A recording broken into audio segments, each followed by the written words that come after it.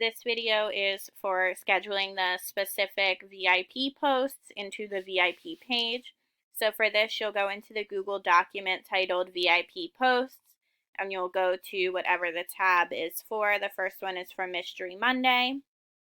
So what you'll do is highlight the first one that you need to do, Mystery Monday #1. So we're going to go ahead and we're going to copy it. Then we'll move over into Cinch Share. When you sign into Cinch Share, it's going to bring you to this screen where it says Post Message. You're simply going to paste the message into where it says Post. Move on over to the corresponding Monday. So the next Monday would be Monday the 21st. We'll click on Monday. And we schedule these daily for 10 a.m. exactly. So you'll put it as 10, move it over to a.m., click VIP, and then you'll scroll all the way down to the bottom and push Schedule Post.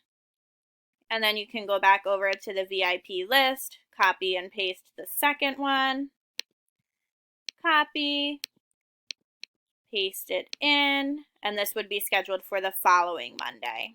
So these go out each Monday, and it's going to work the same way for each of the different VIP posts. So if it's a Sex Ed Saturday, you'd start on the first Saturday, and so on and so forth.